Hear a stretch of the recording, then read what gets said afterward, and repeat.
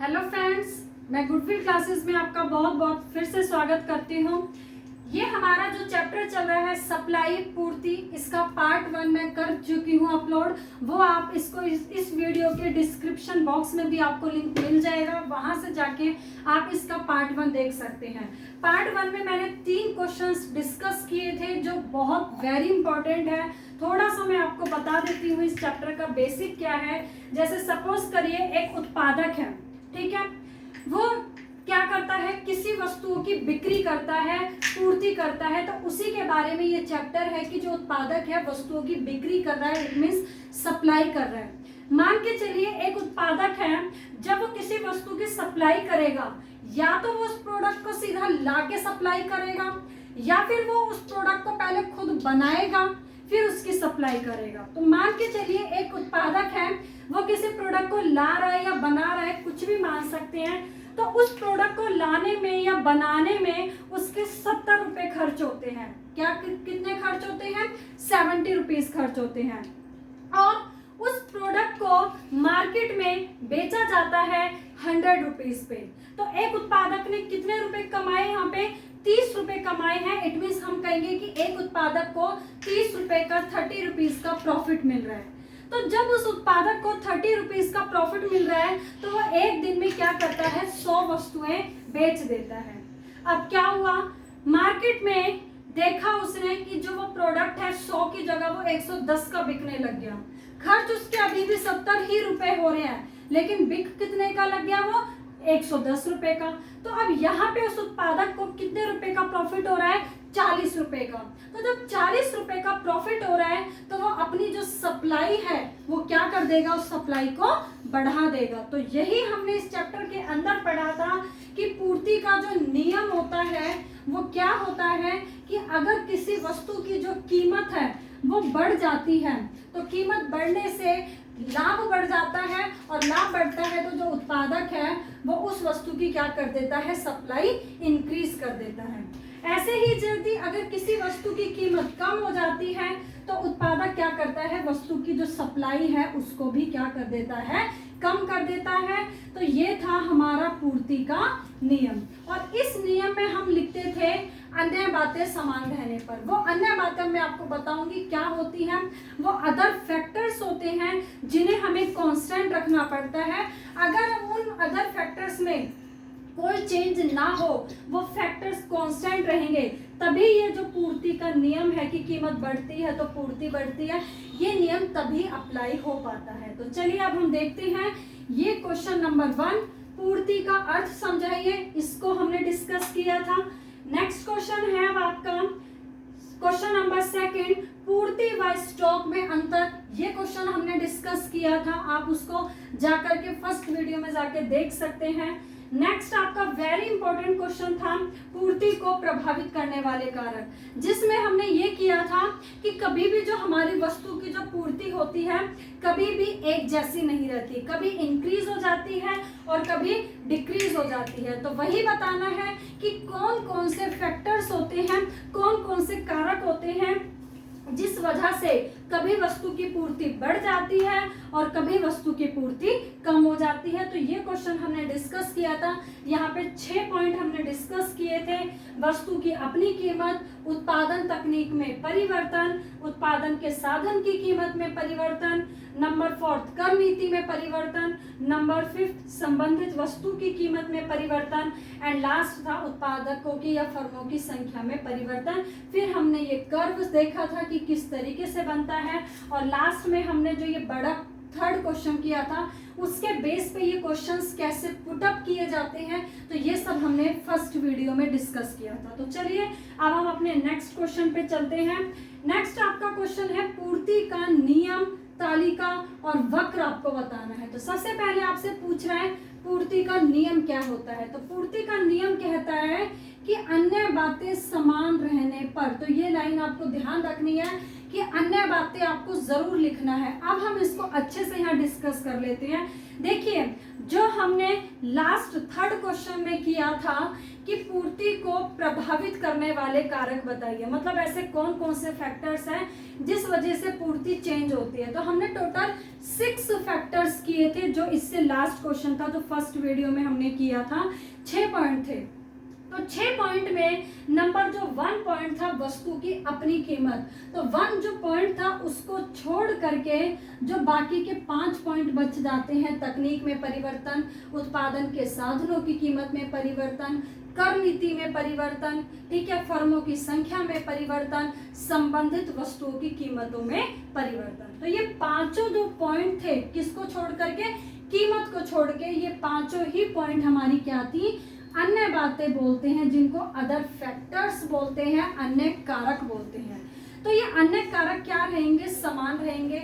ध्यान रखना कभी भी ऐसा नहीं होगा कि कीमत भी चेंज हो रही है और जो ये अदर फैक्टर्स हैं, जो ये अन्य बातें जिन्हें हम कह रहे हैं, ये भी चेंज हो रही है। कभी भी एक साथ दोनों चीज चेंज नहीं हो रही। जब हम कीमत को चेंज कर रहे हैं, इंक्रीज या डिक्रीज, तो उस केस में अन्य बातें हमेशा कांस्टेंट रहती है, चेंज नहीं होती है।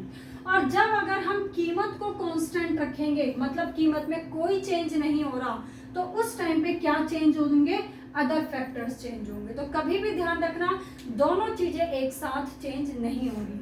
क्यों नहीं होंगी वो भी मैं आपको बताती हूँ। अगर दोनों चीज एक साथ चेंज होने लगी तो यहाँ पे पूर्ति का जो नियम होता है वो लागू नहीं होगा। जैसे मैंने आपको ये बोला कि अगर मान के चलिए हमने ये पढ़ा कि वस्तु की जो कीमत है बढ़ती है तो पूर्ति भी क्या होने लग जाती है, बढ़ने लग जाती है। भाई कीमत कैसे बढ़ी, किसी वस्तु की कीमत 10 से बढ़कर 11 रुपए हो गई तो उत्पादक का प्रॉफिट बढ़ेगा, तो वो क्वांटिटी 20 से बढ़ाकर 25 कर देगा, इस तरीके से। लेकिन ऐसा होगा कब, जब अन्य बातें समान रहेंगी। तो ये मैं आपको बताती हूँ कि अगर अन्य बातों को आप ना लिखो समान रहने पर तो ये नियम फॉलो नहीं होगा। कैसे, जैसे हम कोई भी जो 5 पॉइंट थे उनमें से कोई भी उठा लेते हैं। हमने ये बोला कि मान के चलिए जो उत्पादन के साधन होते हैं, भूमि, श्रम, पूंजी, या बिजली पे खर्च होता है, या पानी पे होता है, या यातायात के साधनों पे खर्च होता है। अगर मान के चलिए इन सब चीजों का जो प्राइस है वो बढ़ जाए, तो प्राइस बढ़ गया तो इट मीन्स आप क्या कहेंगे कि हमारी जो कॉस्ट है वो बढ़ गई। कॉस्ट क्या हो गई, बढ़ गई, क्योंकि जब इन सब चीजों पे खर्चा बढ़ गया तो आपकी लागत बढ़ गई, कॉस्ट बढ़ी, और कॉस्ट बढ़ते ही जो हमारा प्रॉफिट होता है वो कम हो जाता है। और जैसे ही प्रॉफिट कम होता है तो उत्पादक क्या करता है, वस्तु की सप्लाई भी कम कर देता है। तो देखिए कीमत तो बढ़ी है लेकिन साथ में हमारी कॉस्ट भी बढ़ गई, क्योंकि वो सैलरी ज्यादा जा रही है मजदूरों पे, बिजली पे ज्यादा बिल आ रहा है, पानी पे ज्यादा खर्च हो रहा है, या ट्रांसपोर्टेशन पे ज्यादा खर्च हो रहा है। तो यहाँ पे इस कीमत का हमारे ऊपर कोई इफेक्ट नहीं पड़ेगा। बेशक से वो प्रोडक्ट 10 की जगह 11 का बिकने लग गया, लेकिन साथ में उस वस्तु पे आने वाली जो लागत थी वो भी बढ़ गई, तो हमारा प्रॉफिट पे तो कोई असर नहीं हुआ। तो इसलिए यहाँ पे अब ये नियम लागू नहीं हो पा रहा। तो ये नियम सिर्फ तभी लागू रहेगा जब ये अदर फैक्टर्स में कोई चेंज नहीं होगा।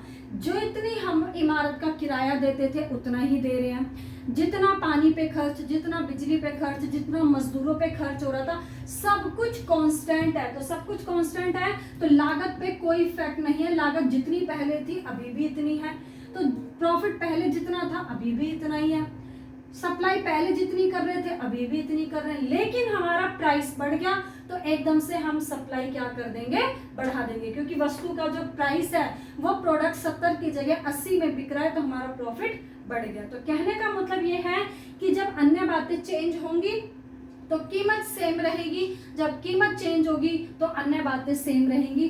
कभी भी दोनों चीजें एक साथ चेंज नहीं होंगी। ठीक है, अब हमारा यहाँ पे क्या है, यही नियम कह रहा है कि जो अन्य बातें समान रहती हैं तो कीमत बढ़ती है, पूर्ति बढ़ती है, और वस्तु की कीमत कम हो जाती है तो वस्तु की पूर्ति भी कम हो जाती है। ठीक है, अब हम देख लेते हैं बिल्कुल इसी के बेस पे ये टेबल बनाई गई है, तालिका कई बार 1 नंबर में पूछ लेता है पूर्ति अनुसूची क्या है या तालिका क्या है, बताओ बना के।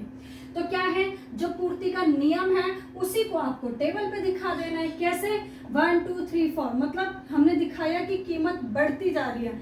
जरूरी नहीं है डिजिट आप यही लोगे, कुछ भी ले सकते हो, 2 4 6 8, कुछ भी, कीमत बस बढ़ती जा रही है। यहाँ पे ये दिखा रहा है कीमत बढ़ती है तो पूर्ति भी बढ़ती है, तो ये 10 20 30 40 पूर्ति बढ़ गई। इस टेबल को हम ऐसे भी बना सकते थे कि अगर कीमत कम हो रही है 10 9 8 7, तो पूर्ति भी कम होती है, तो आप 100 80 60 40, तो इस तरीके से पूर्ति भी क्या हो गई, कम हो गई। तो कैसे भी टेबल को बना सकते हैं, बस यहाँ पे वही नियम को दिखाया गया है।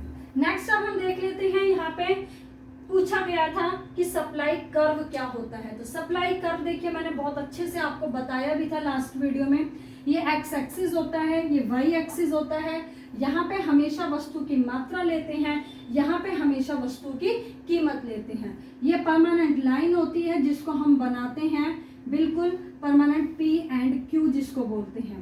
अब यहाँ पर क्या है इसके अंदर कि अगर मान के चलिए वस्तु का प्राइस बढ़ता है तो प्राइस ऊपर बढ़ता है, तो जैसे ही प्राइस बढ़ा तो प्राइस बढ़ता है तो सप्लाई भी बढ़ती है, तो सप्लाई यहाँ से यहाँ पे बढ़ जाती है।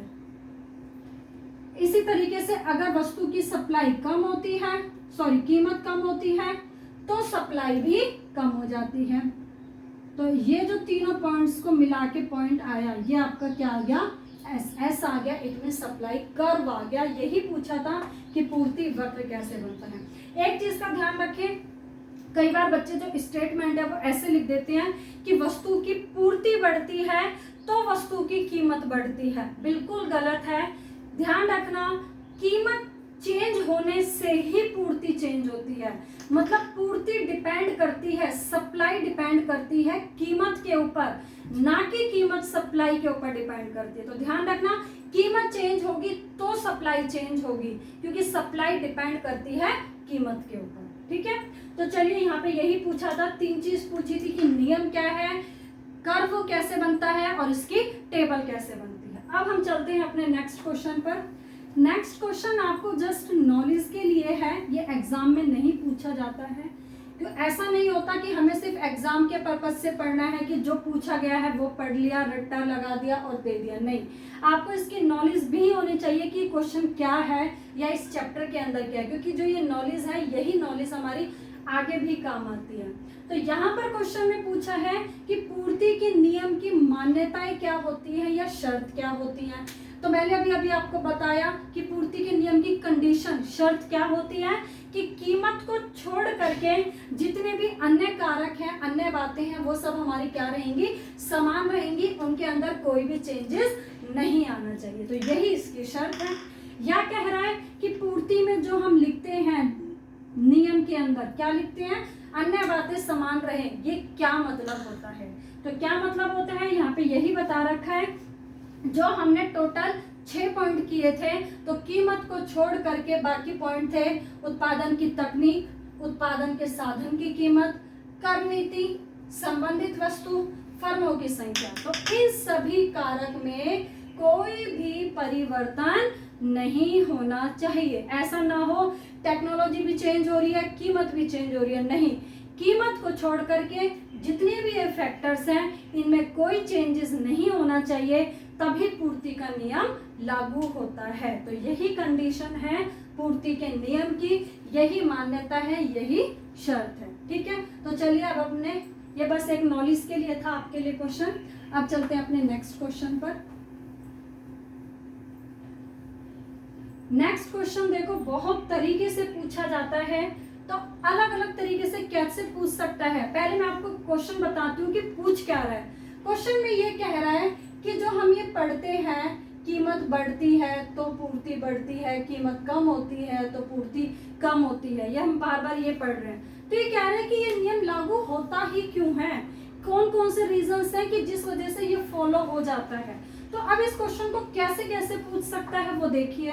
कह रहा है पूर्ति का नियम लागू क्यों होता है, या पूर्ति के नियम के पीछे कौन कौन से रीजंस हैं, या पूर्ति वक्र का ढलान धनात्मक क्यों होता है। देखिए जो पूर्ति का नियम है वो किस चीज को दिखाता है, पॉजिटिव रिलेशन को दिखाता है। इट मीन्स आप कहेंगे इसमें धनात्मक संबंध को दिखाता है, प्रत्यक्ष संबंध को दिखाता है, क्योंकि एक बढ़ता है दूसरा भी बढ़ता है, एक घटता है तो दूसरा भी घटता है। तो यही कह रहा है कि जो रिलेशन है वो धनात्मक क्यों होता है, पॉजिटिव क्यों होता है। या जब कीमत कम होती है तो उत्पादक क्या करता है, वस्तु की कम मात्रा बेचता है। तो क्यों बेचता है, क्यों पूर्ति कम होती है, ये भी नियम के अकॉर्डिंग ही चलता है। कीमत बढ़ने से पूर्ति क्यों बढ़ती है, ये भी नियम ही बोल रहा है कि पूर्ति बढ़ती, कीमत बढ़ती है तो पूर्ति भी बढ़ती है। लास्ट क्वेश्चन आपसे पूछा गया है कि पूर्ति वक्र दाएं से बाएं और ढालू क्यों होता है। देखिए, जब हमने सप्लाई कर्व बनाया था तो हमारा जो सप्लाई कर्व एसएस की लाइन बनी थी वो ऐसे बनी थी। अब आप देख रहे हैं कि ये लाइन ऊपर से ऐसे करके आ रही है। इट मीन्स अगर हम हैंड रखें तो यहाँ राइट हैंड से हम कहाँ की तरफ जा रहे हैं, अपने लेफ्ट हैंड की तरफ जा रहे हैं। ये क्यों जा रहे हैं, किसकी वजह से, ये डायग्राम जो एसएस की लाइन है ऐसे बन क्यों रही है, according to law of supply, पूर्ति के नियम की वजह से ये लाइन ऐसे बनती है। ये मैं बहुत अच्छे से आपको बता चुकी थी कि पूर्ति के नियम में अगर हम लाइन ड्रॉ करेंगे, अभी हमने कर्व भी बनाया था पूर्ति वक्र, तो आपने देखा एसएस ऐसे करके गया था। तो ये ऐसे करके एसएस गया क्यों था, according to law of supply, नियम की वजह से। ठीक है, तो यहाँ पे भी यही पूछ रहा है कि ये दाएं से बाएं क्यों ढालू होता है, भाई नियम की वजह से ढालू होता है। अब ये नियम हम पढ़ लेते हैं, ये फॉलो होता ही क्यों है, क्या क्या रीजन है जिस वजह से ये फॉलो होता है। तो देखिए, सबसे पहला पॉइंट है लाभ में परिवर्तन के कारण। भाई देखिए, जैसे आपने देखा कि वस्तु की कीमत बढ़ेगी, कीमत बढ़ती है तो सीधा उस उत्पादक का लाभ क्या होता है, बढ़ जाता है, प्रॉफिट बढ़ जाता है। जैसे एक मैंगो वाला है, ठीक है, पहले वो मैंगो 70 रुपए में लाके 100 रुपए में बेचता था, उसको 30 रुपए का लाभ होता था। ठीक है, अब वो मैंगो ला 70 में ही रहा है, अब वो बेच रहा है मार्केट में 110 में, प्राइस बढ़ गए मैंगो के, महंगा हो गया। अब जब महंगा हो गया 110 का बेच रहा है तो उसको प्रॉफिट कितने का मिलने लग गया, 40 का। पहले 30 का प्रॉफिट था, 40 का। तो जैसे ही प्रॉफिट बढ़ेगा वो ज्यादा से ज्यादा मैंगो लाएगा और ज्यादा से ज्यादा बेचने की कोशिश करेगा। तो देखिए, नियम लागू हो गया। कैसे कि जैसे ही मैंगो के प्राइस बढ़े थे, मैंगो के प्राइस बढ़ने से उसका प्रॉफिट बढ़ा था और प्रॉफिट बढ़ने से उसने अपनी सप्लाई बढ़ा दी थी। तो देखो, ये नियम फॉलो हो गया कि कीमत बढ़ रही है तो पूर्ति यानी कि सप्लाई भी बढ़ रही है। क्यों बढ़ रही है, लाभ की वजह से। तो यही पूछ रहा है कि ये क्यों ऐसा होता है। तो पहला रीजन मिल गया हमें, प्रॉफिट की वजह से। इसका अपोजिट भी कर सकते हैं आप ऐसे ही कि अगर मैंगो की जो प्राइस है, अब वो 100 में बेच रहा था, पहले तो 30 का प्रॉफिट था, अब वो 100 की जगह वो 90 रुपए में ही बेच रहा है, तो अब उसको प्रॉफिट कितने का हुआ, सिर्फ 20 रुपए का। तो जैसे ही प्रॉफिट कम हुआ, अब उसका इंटरेस्ट कम हो गया तो वो सप्लाई करनी कम कर देगा। ठीक है, चलिए नेक्स्ट पॉइंट है आपका स्टॉक में परिवर्तन के कारण। देखिए, ये मैंने आपको बताया था कि पूर्ति और स्टॉक में अंतर बताया था मैंने आपको फर्स्ट वीडियो में। स्टॉक का मतलब होता है जब उत्पादकों को मार्केट में प्रॉफिट कम मिल रहा होता है तो वो कम प्रॉफिट पे अपनी वस्तु को ना बेच के ज्यादा से ज्यादा उस वस्तु का स्टॉक कर लेते हैं। क्यों, क्योंकि उन्हें लगता है कि जब फ्यूचर में इसके प्राइस बढ़ेंगे तो हम उस वस्तु को बेचेंगे और हमारा लाभ बढ़ जाएगा। जैसे मान के चलिए चीनी है, चीनी का प्रेजेंट में जो प्राइस है वो 40 है, उन्हें पता है 2 दिन बाद इसके जो रेट है वो 42 हो जाएंगे। तो जब 42 हो जाएंगे तो क्या होगा, उसका प्रॉफिट बढ़ेगा और प्रॉफिट बढ़ेगा तो वो क्या करेगा, उसको बेचना शुरू कर देगा। तो कहने का मतलब है कि उत्पादक क्या करते हैं, जब कीमत कम होती है तो उन्हें प्रॉफिट कम मिल रहा होता है, तो कम मिलने की वजह से वो वस्तु का क्या कर लेते हैं, स्टॉक कर लेते हैं। तो यहाँ पर अब क्या होगा, जैसे मान के चलिए मैंगो थे, मैंगो के प्राइस बढ़ गए, 100 से कितना हो गया, 110 हो गया। अब 110 हो गया तो जो उत्पादक 100 रुपए पे नहीं बेच रहे थे, उन्हें ये पता है कि कल मैंगो 110 का होगा, उन्होंने क्या करके रख लिया था, मैंगो स्टॉक कर लिया था, वो बेच नहीं रहे थे। तो जैसे ही मैंगो के प्राइस बढ़े 100 से 110 हुए, तो जो दूसरे उत्पादक थे जिन्होंने स्टॉक कर रखा था वो भी उस माल को बेचना शुरू कर देंगे। तो अब आप देख रहे हो मार्केट में अपने आप ही सप्लाई क्या होने लग जाएगी, बढ़ जाएगी। क्यों? जिन्होंने स्टॉक कर रखा था वो भी आ गए बेचने के लिए। अब इसका अपोजिट मान के चलिए मैंगो के प्राइस कम हो गए, 100 की जगह 90 का बिक रहा है। तो अब कुछ उत्पादक ऐसे होंगे जो ये सोच रहे हैं कि भाई हमारा मैंगो 2 दिन और चल सकता है, तो वो उसका क्या कर लेंगे, स्टॉक कर लेंगे। और क्या करेंगे, उसको ना बेच के उसका स्टॉक कर लेंगे। और जैसे ही स्टॉक करेंगे तो वस्तु की पूर्ति क्या हो जाएगी, कम हो जाएगी। तो यहाँ पे भी ये आप देख रहे हैं ये नियम फॉलो हो रहा है। तो ये नियम क्या दिखा रहा है, स्टॉक की वजह से ये नियम लागू हो रहा है जो आपने पढ़ा है कि कीमत बढ़ती है तो पूर्ति बढ़ती है। थर्ड आपका लास्ट पॉइंट है फर्मों की संख्या में परिवर्तन के कारण। आप जैसे मान के चलिए किसी भी वस्तु की कीमत बढ़ जाती है, कीमत बढ़ती है तो प्रॉफिट बढ़ता है। अब प्रॉफिट बढ़ता है तो जो नए नए उत्पादक हैं वो सोचेंगे मार्केट में बहुत ज्यादा प्रॉफिट मिल रहा है मैंगो बेचने में, चलो हम भी शुरू कर देते हैं। तो क्या होगा, जब नई नई फर्में मार्केट में आएंगी, नए नए उत्पादक और आएंगे तो सप्लाई क्या हो जाएगी, बढ़ जाएगी। ऐसे ही अगर मान के चलिए प्राइस कम हो जाते हैं, प्राइस कम हुआ तो मैंगो में प्रॉफिट भी क्या हो गया, कम हो गया। जब प्रॉफिट कम हो गया तो इंटरेस्ट खत्म हो जाएगा, जो फर्म है वो मार्केट को छोड़ देंगी, बेचना कम कर देंगी, छोड़ देंगी। तो जैसे ही बेचना छोड़ देंगी तो अपने आप ही सप्लाई क्या हो जाएगी, कम हो जाएगी। तो ये 3 पॉइंट थे, जो तीनों पॉइंट ये दिखाते हैं कि किस किस रीजन से जो पूर्ति का नियम है वो लागू होता है, किस कारण से ऐसा होता है कि कीमत बढ़ती है तो पूर्ति बढ़ती है और कीमत कम होती है तो पूर्ति भी कम हो जाती है। ठीक है, तो चलिए अब हम अपने नेक्स्ट क्वेश्चन पे चलते हैं।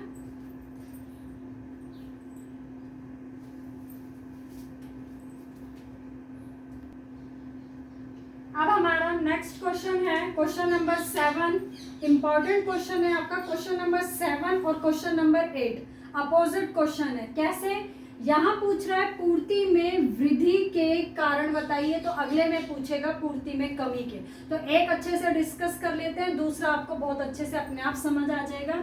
यहाँ कह रहा है पूर्ति में वृद्धि के कारण बताइए। चलिए भाई, यहाँ इसने बोला कि कौन कौन से रीजंस हैं जिस वजह से पूर्ति में वृद्धि होती है, यानी कि इंक्रीज होती है। अब आप कहेंगे कि सबसे पहले कीमत बढ़ती है तो पूर्ति बढ़ती है, बिल्कुल नहीं जी।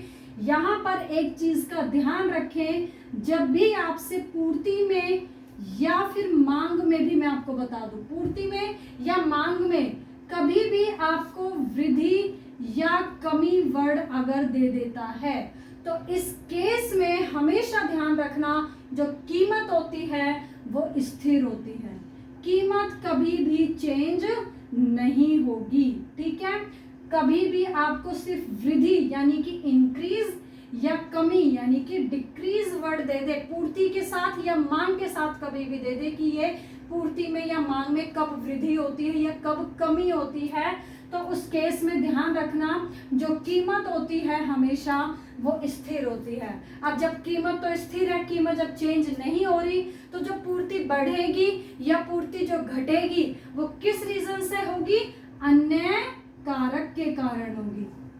तो यहाँ पर जो चेंज होंगे वो क्या होंगे, अन्य कारक होंगे। तो मैंने अभी आपको बताया भी था कि जब कीमत चेंज होगी तो अन्य कारक समान रहेंगे, जब अन्य कारक समान रहेंगे तो कीमत चेंज होगी, मतलब एक चेंज होता है तो दूसरा स्थिर रहता है। ठीक है, तो यहाँ पर अब आप समझ गए होंगे कि पूर्ति में वृद्धि के कारण पूछ रहा है तो अन्य बातें चेंज होंगी और कीमत क्या रहेगी, समान रहेगी, क्योंकि वृद्धि वर्ड दे दिया। या फिर इस क्वेश्चन को ऐसे भी कह सकता है पूर्ति वक्र के दाईं ओर खिसकने का कारण, क्योंकि मैंने आपको बताया जो वृद्धि होता है वो राइट वर्ड शिफ्ट को दिखाता है, दाईं ओर को दिखाता है, और जब कमी होता है तो कमी में क्या देता है, वो कमी में क्या देता है, बाईं ओर शिफ्टिंग, मतलब लेफ्ट वर्ड शिफ्टिंग देता है। तो ये जो एसएस है ये कह रहा है कि जब ये एसएस दाईं ओर खिसकता है, दाईं ओर मतलब इस side, right word right hand की तरफ खिसक जाता है, तो राइट हैंड की तरफ खिसकने का मतलब क्या है कि पूर्ति बढ़ रही है। तो पूर्ति क्यों बढ़ रही है, तो ये भी यही पूछ रहा है क्वेश्चन में कि पूर्ति बढ़ने का क्या कारण है। अथवा में आपसे बोल रहा है एक उत्पादक द्वारा उसी कीमत पर वस्तु की अधिक मात्रा कब बेची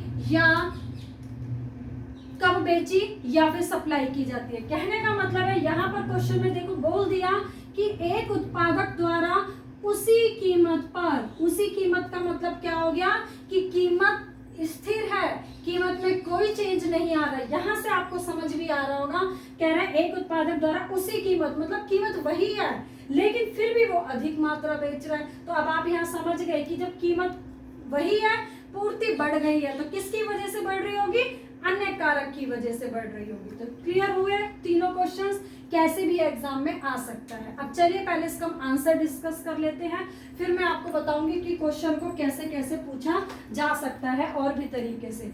तो पहला पॉइंट है आपका इसके अंदर, अब जब कीमत स्थिर रहेगी तो इसके अंदर क्या आ जाएंगी, सारी अन्य बातें आ जाएंगी। तो अन्य बातों में भाई आप बोलेंगे तकनीक में प्रगति होना, ठीक है, या तकनीक में उन्नति होना, या कह सकते हो आधुनिक तकनीक का प्रयोग करना। क्योंकि आप ये बहुत अच्छे से फर्स्ट वीडियो में देख चुके होंगे कि ये जो फैक्टर्स थे, यहाँ पे ये अन्य बातें थी, यहीं पे ये अन्य बातें आ जाएंगी और बस आपको ये बताना है कि किस पॉइंट में क्या आएगा, वो अच्छे से आपको यहाँ बताना है। क्योंकि परिवर्तन वर्ड नहीं लिखना, परिवर्तन का मतलब वृद्धि भी होता है, कमी भी, आपको एग्जैक्टली बताना है कि किस पॉइंट में वृद्धि होगी, किस पॉइंट में कमी होगी। तो यहाँ पे आप ये बता सकते हैं तकनीक में प्रगति, मतलब आधुनिक तकनीक का यूज करेंगे तो पूर्ति बढ़ जाएगी। सेकंड है साधनों की कीमतों में गिरावट। भाई साधन कौन कौन से आ गए, उत्पादन के साधन, भूमि, श्रम, पूंजी, उद्यम, बिजली, पानी, यातायात के साधनों पे जो खर्च हो रहा है, ये सारे हमारे साधन थे। अगर इन सभी साधनों की जो कीमत है वो कम हो जाए, हमें खर्चा कम करना पड़े, तो कॉस्ट क्या होगी, कम हो जाएगी। और जैसे ही कॉस्ट कम होती है तो प्रॉफिट बढ़ता है, और प्रॉफिट बढ़ता है तो सप्लाई भी बढ़ जाती है। तो यही पूछ रहा था कि पूर्ति कब बढ़ेगी भाई, जब साधन की कीमतों में क्या आएगी, गिरावट। तो गिरावट लिखना जरूरी है, परिवर्तन नहीं लिख देना, गलत हो जाएगा। नेक्स्ट है उत्पादन शुल्क, जो टैक्सेशन की जो पॉलिसी है वो भी कम होनी चाहिए। टैक्स पहले 2000 पे कर रहे थे, अब हम 1800 पे करेंगे, ताकि कॉस्ट कम होगी, कॉस्ट कम होगी तो प्रॉफिट बढ़ेगा, प्रॉफिट बढ़ेगा तो सप्लाई बढ़ जाएगी। यही बताना है कि सप्लाई कब बढ़ती है।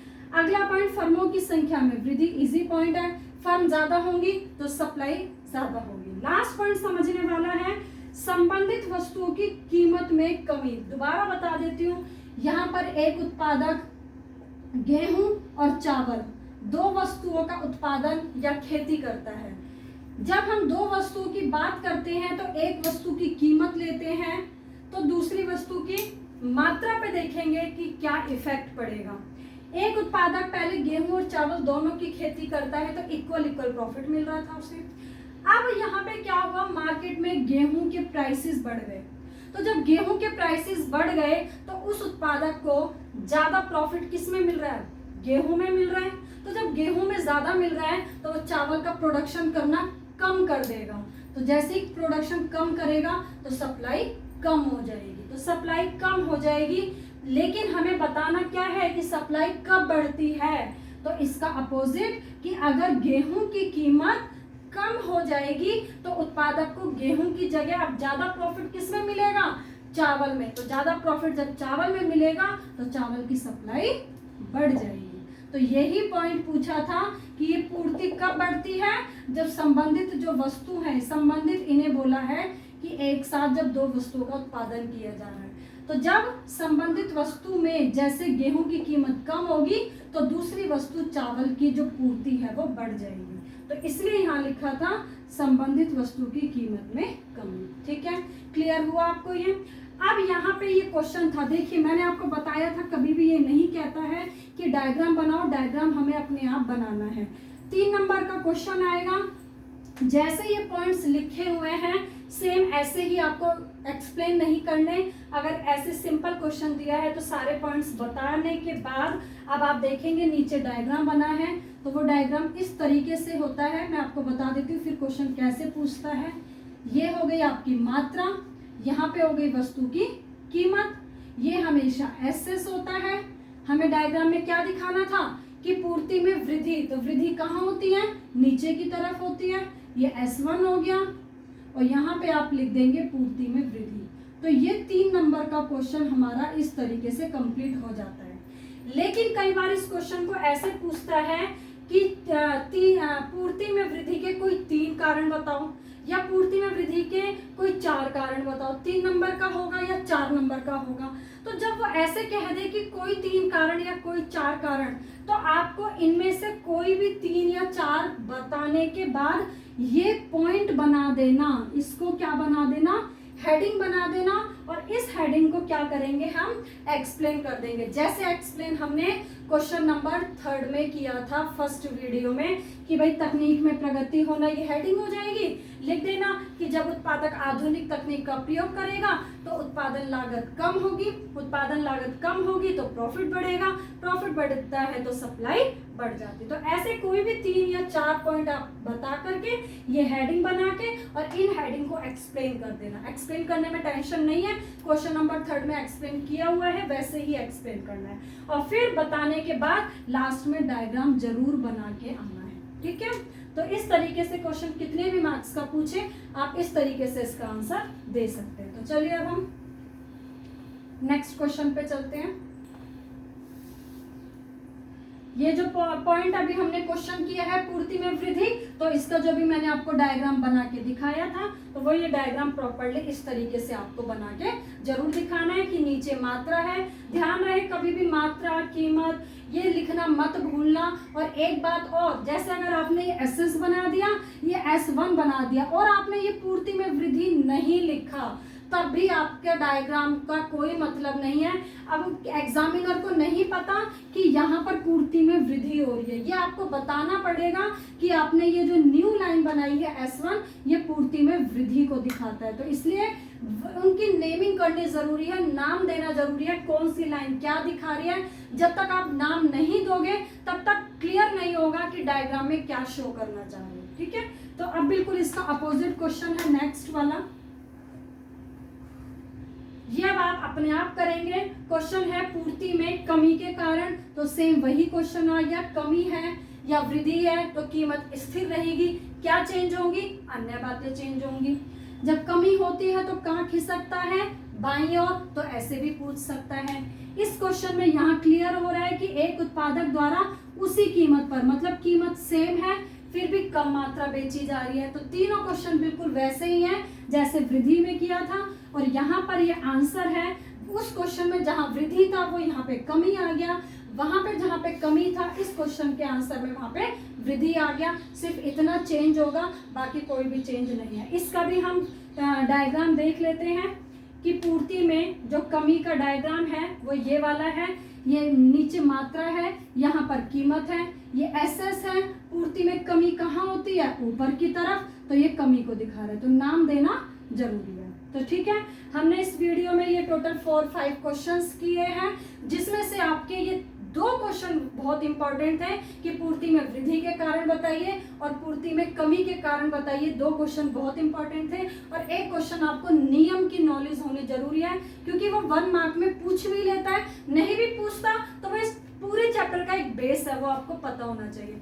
अब यहाँ पे हमारा जो एक बहुत very very very important question जो रह गया है उसको हम पार्ट 3 में करेंगे, क्योंकि वो एग्जाम में 100% वहां से क्वेश्चन पुटअप होता ही होता है। तो मैं आपको वो कई तरीके से बताऊंगी कि क्वेश्चन कैसे कैसे पुटअप होता है, कैसे कैसे उसका आंसर देना है। तो आप फर्स्ट वीडियो आपको डिस्क्रिप्शन बॉक्स में लिंक मिलेगा, ठीक है। सेकंड ये है, थर्ड वीडियो नेक्स्ट आपको जल्दी ही मिलेगी। Okay, thank you.